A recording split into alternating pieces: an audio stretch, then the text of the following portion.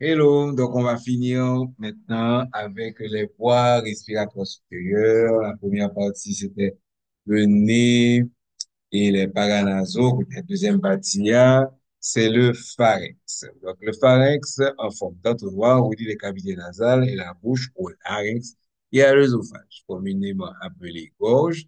Le pharynx ressemble vaguement à un court segment de tuyau d'arrosage. Bon, première figure, ça veut que je fin comprendre ça avec les tuyaux d'arrosage. Il s'étend sur une longueur d'environ 13 centimètres et il va de la base du crâne à la sixième vertèbre cervicale.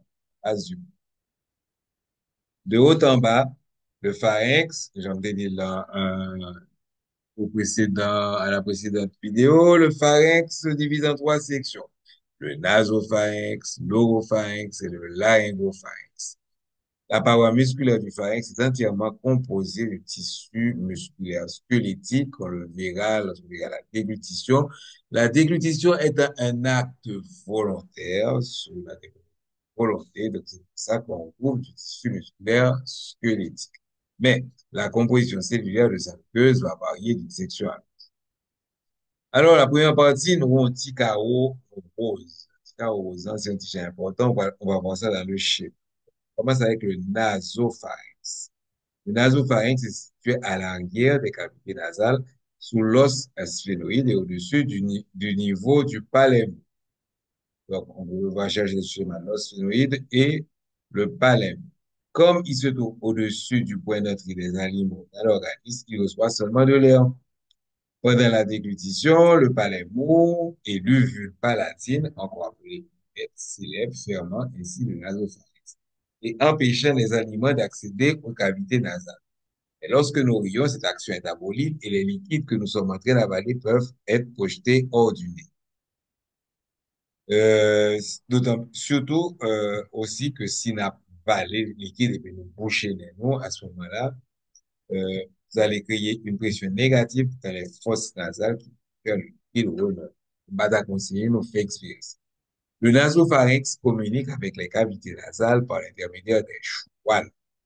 Ils sont épithélium pseudo-satisfait cilié qui poursuit la propulsion du mucus. Il n'y a que du mucus, c'est pour ça que son épithélium est pseudo-stratifié.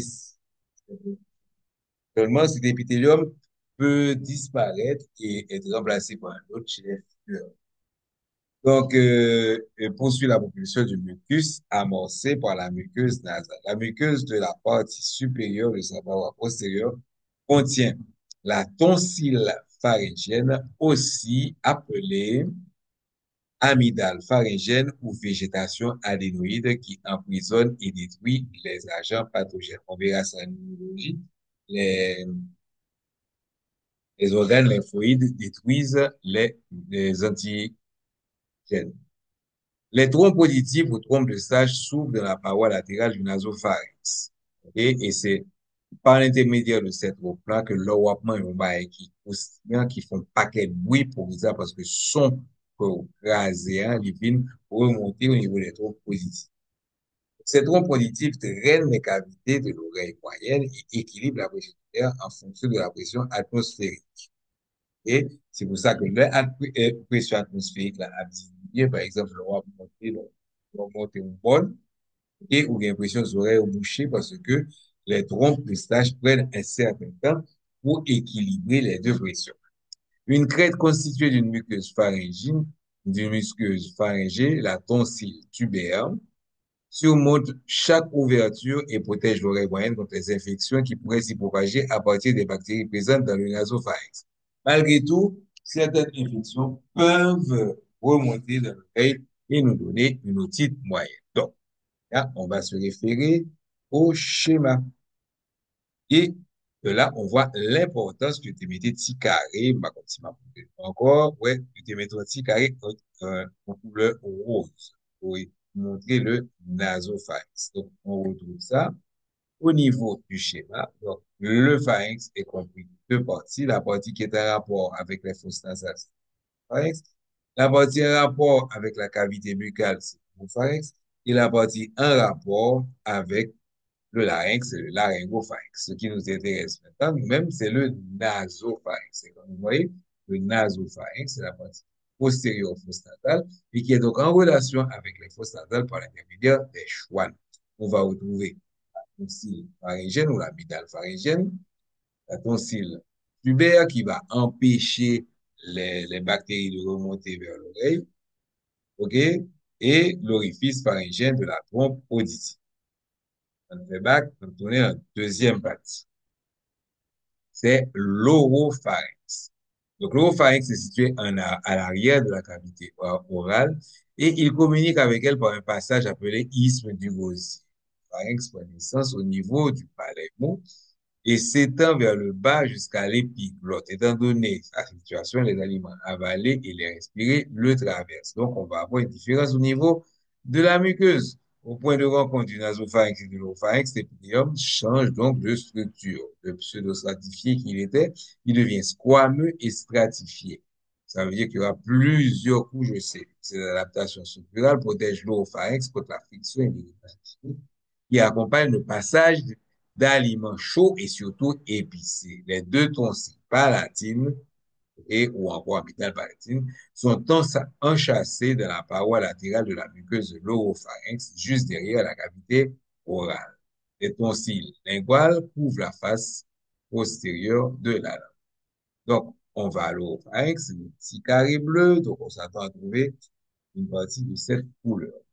Voilà, nous avons l'oropharynx et nous avons c'est un petit peu plus détaillé. Donc, nous avons l'oropharynx, OK, cette partie ici, qui s'ouvre vers la bouche, vers l'intérieur de l'isthme du gosier. Nous avons les fameuses tonsilles palatines.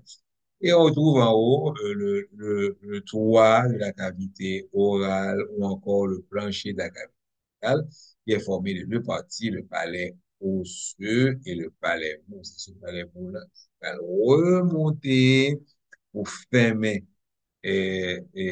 au pharynx pour empêcher que le manger a remonté au niveau des fosses nasales. Donc, l'épithélium, je pourrais y changer parce que vous bien manger un qui va aller dessus. Donc, ça, c'était pour, donc, on a tout là. Ça, c'était tout pour l'oropharynx. Mais on va le finir avec le laryngopharynx. Donc, le laryngopharynx, à l'instar de l'oropharynx qui le surmonte, le laryngopharynx, le passage de l'aliment et à l'air, il est tapissé de l'épithélium statifié. OK? Situé jusqu'à l'arrière de l'épiglotte, il s'étend jusqu'au cartilage cricoïde du larynx, où les voies respiratoires et digestives vont donc se séparer. OK? Et il va se poursuivre par le larynx d'une part et l'œsophage d'autre part. L'œsophage, situé derrière la trachée, transporte les aliments et les liquides dans l'estomac. Au cours de la déglutition, les aliments ont la priorité et le passage de l'air est temporairement interrompu. Donc, l'on va avaler ou pas qu'à respirer en même temps. Donc, troisième partie qu'on va voir là. OK? Troisième partie, petit couleur en lilas, donc en l'air au monté avec la petite couleur verte. Tandis que en bas, on vous donne les différentes parties. Donc, vous avez le laryngopharynx, qui est un carrefour, ok? Et à partir du laryngopharynx, les aliments et l'air ne vont plus passer au même endroit, ok? Donc, on retrouve l'ostioïde où va s'attacher une partie des muscles. Nous avons la fameuse épiglotte qui va basculer pour fermer partie aérienne, non? Ok, donc le larynx. OK, et dans le larynx, nous avons les plis vestibulaires, le cartilage le pli vocal, le pli vocal, c'est-à-dire les cordes vocales qui permettent de faire les sons. OK? Et donc, c'est pour ça qu'on dit à partir du cartilage cricoïde, le pharynx va se diviser en deux voies, une voie alimentaire et une voie aérienne. Et le pharynx va être suivi par l'œsophage et respiratoire, il sera suivi par le bas la trachée. OK. Donc, on a parti fini. Nous avons un petit tableau qui va tout résumer. Et Donc, ce tableau-là, vous mettez dans l'air, les voies respiratoires supérieures, description caractéristique. Les structures, ensuite la description caractéristique générale et spécifique. Donc, nous avons les trois structures des voies respiratoires supérieures, le nez, structure externe des cavités, les sinus paranasaux et le pharynx.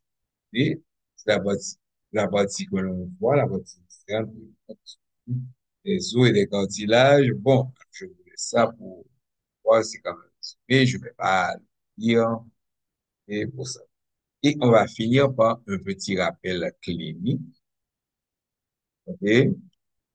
Inflammation de la tonsille pharyngienne, l'inflammation de la tonsille pharyngienne, donc c'est du pharynx, ok? Ce sont les fameuses amygdales, ok? Et tonsille pharyngienne que l'on montre là, ok? On peut avoir aussi les amygdales tonsille palatine, donc on continue avec voici là, donc l'infection et l'œdème des tonsille pharyngienne aussi du passage là.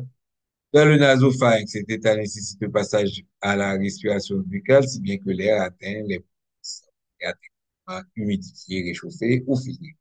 Quand elle est enflée en permanence, cette tonsille peut perturber la parole, le souffle. Voilà. Donc, c'était tout pour les voies respiratoires supérieures. On se verra dans la prochaine